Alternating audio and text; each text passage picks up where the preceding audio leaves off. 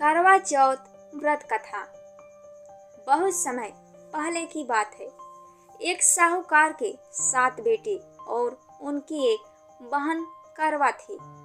सभी 7 भाई अपनी बहन से बहुत प्यार करते थे, यहाँ तक कि वे पहले उसे खाना खिलाते और बाद में स्वयं खाते थे। एक बार उनकी बहन ससुराल से मायके आई हुई थी। शाम को भाई जब अपना व्यवसाय बंद कर घर आए तो देखा उनकी बहन बहुत व्याकुल थी।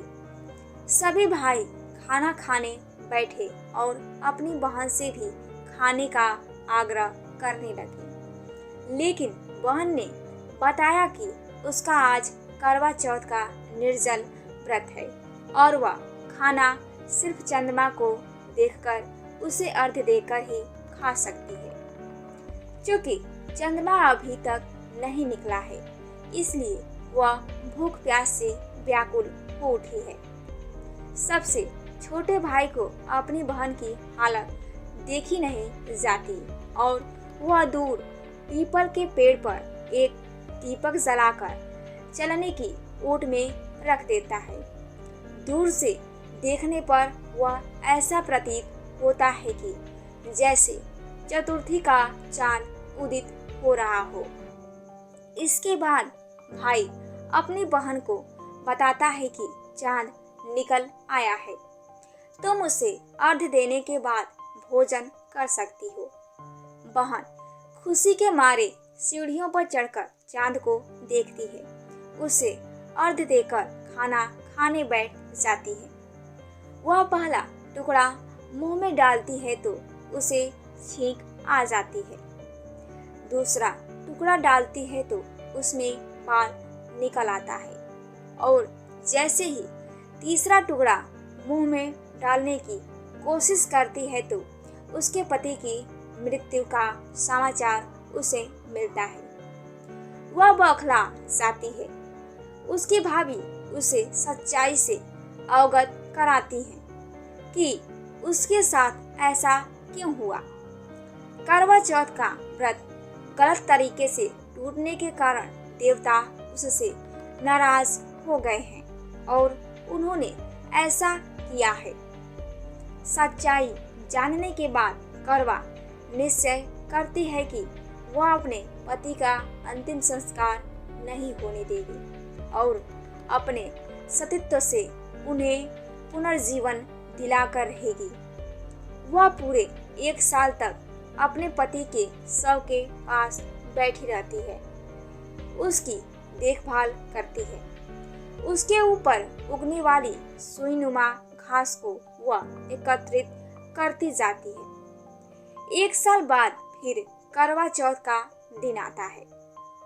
उसकी सभी भाभियां करवा चौथ का व्रत रखती हैं। जब भाभियां उससे आशीर्वाद लेने आती हैं तो वह प्रत्येक भाभी से यम सुई ले लो, पिया सुई दे दो, मुझे भी अपनी जैसी सुहागिन बना दो, ऐसा आग्रह करती हैं। लेकिन हर बार भाभी उसे अगली भाभी से आग्रह करने का कह चली जाती है। इस प्रकार जब छठे नंबर की भाभी आती है तो करवा उससे भी यही बात दोहराती है। यह भाभी उसे बताती है कि चूंकि सबसे छोटे भाई की वजह से उसका व्रत टूटा था, अतः उसकी पत्नी में ही शक्ति है कि वह तुम्हारे पति को दोबारा जीवित कर सकती है। इसलिए जब वह आए तो तुम उसे पकड़ लेना और जब तक वह तुम्हारे पति को जिंदा न कर दे उसे नहीं छोड़ना, ऐसा कहकर वह चली जाती है। सबसे अंत में छोटी भाभी आती है। करवा उनसे भी सुहागिन बनने का आग्रह करती है, लेकिन वह टाल मटोली करने लगती है। इसे देख करवा उन्हें जोर से पकड़ लेती है और अपने सुहाग को जिंदा करने के लिए कहती है। भाभी उससे छुड़ाने के लिए नोचती है, खसोटती है, लेकिन करवा नहीं छोड़ती है। अंत में उसकी तपस्या को देख भाभी पसीज जाती हैं और अपनी छोटी अंगुली को चीरकर उसमें से अमृत उसके पति के मुंह में डाल देती है। करवा का पति तुरंत श्री गणेश कहता हुआ उठ बैठता है। इस प्रकार प्रभु कृपा से उसकी छोटी भाभी के माध्यम से करवा को अपना सुहाग वापस मिल जाता है। हे श्री गणेश, माँ गौरी, जिस प्रकार करवा को चिर सुहागन का वरदान आपसे मिला है, वैसा ही सब सुहागिनों को मिले, ऐसी प्रार्थना करें। अगर हमारी करवा चौथ की कथा आपको अच्छी लगी हो तो हमारे चैनल को सब्सक्राइब, लाइक और कमेंट जरूर कीजिए। धन्यवाद।